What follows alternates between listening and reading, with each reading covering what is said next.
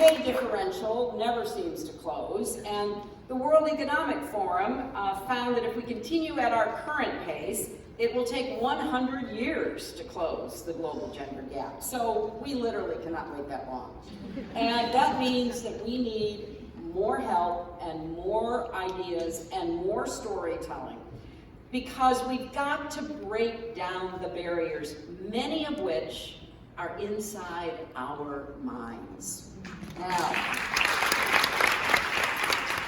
in recent studies, a psychologist named Madeline Heilman found that when a man and a woman compete for a position of authority, there is a clear bias against the women.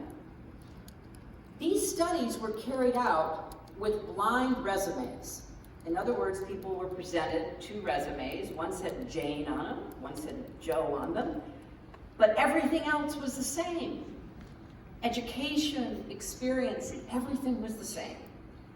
And after looking at these 2 resumes that had the same qualifications, 86% of the people studied determined the man was more competent. And not only that, based on these resumes, 83% saw the man as more likable. We're looking at blind resumes, remember?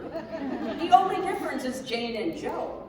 But you read about a person who has worked hard and striven and made progress for herself, and the man is more likable, good old Joe, and the woman, Jane,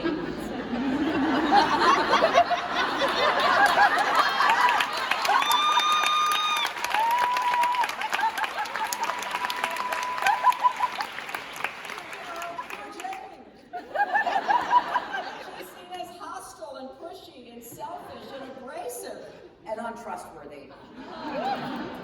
Now, we love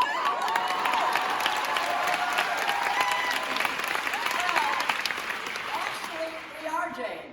Woo! And this unconscious bias informs everything from the way we behave in the workplace to the way we vote. Because women and men have images in their heads of what a leader is supposed to look like and sound like. And we're seeing the results right now, because our next presidential debate won't pass the Bechdel test. So finishing this unfinished business is not just about people running for office. It's about changing minds and hearts.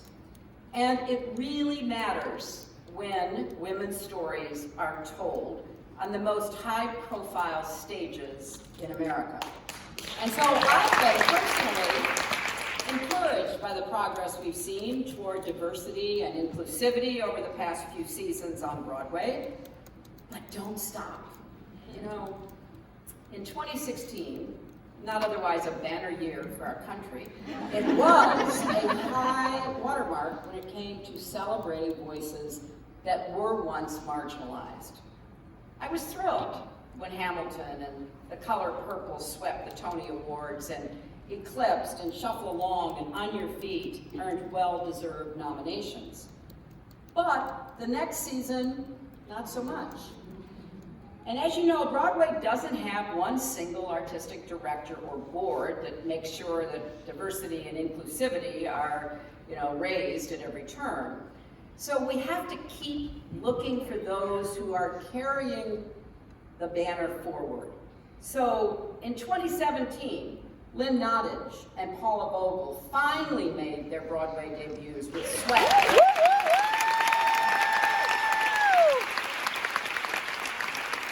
Now, of course, think about it, they both arrived on Broadway at the apex of their careers with Pulitzer Prizes under their belts. Some of their male counterparts, maybe younger, perhaps less distinguished, but still have their works produced, because remember, women are judged for what we've done, while men are praised for what they promise to do. But nevertheless, we persist, and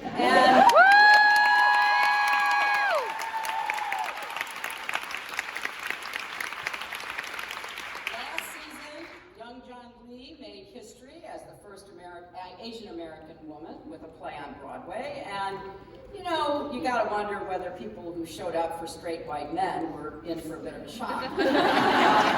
But Teresa Rebeck returned to Broadway with Bernhardt Hamlet. Heidi Schreck's What the Isaiah Mitchell's Hadestown. It was the first best musical written and directed solely by women. So I think there's a lot to celebrate, and you just heard from Katori Hall, who wrote the book for Tina, which was then directed by Phyllida Lloyd. And I think we need to keep raising these names and these accomplishments. Diana Paulus, Diablo Cody, Alanis Morissette collaborated on Jagged Little Pill, a musical produced by Eva Price. And debut with Grand Horizons, directed by Lee Silverman. Anna Shapiro is directing The Minutes. Lucy Moss, who you heard from, co-wrote and co-directed Six. You know, I've got to see that. I mean, really. I've always wondered, you know.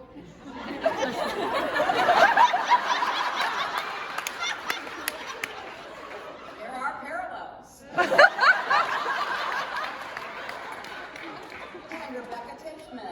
Directing Sing Street, choreographed by Sonya, Tayeh. Marianne Elliott created a gender swap production of Company. I mean, there are so many talented women in front of the lights and behind the lights. Diana, story of Princess Diana of Wales, composer Janine DeSoris. Caroline Orchange is returning to Broadway. Paula Vogel, How I Learned to Drive. Girls are gaining traction off Broadway too. Now, one of my favorite American icons, Ruth Bader Ginsburg, was once asked when there will be enough women on the Supreme Court, and she answered, when there are none. I think that's a goal to keep in mind, and to be clear about it, to keep working with each other and supporting each other. Rachel Chapkin put it perfectly at the Tonys. This is not a pipeline issue. It is a failure of imagination by a field whose job is to imagine the way the world could be. And boy, do we need your imaginations now.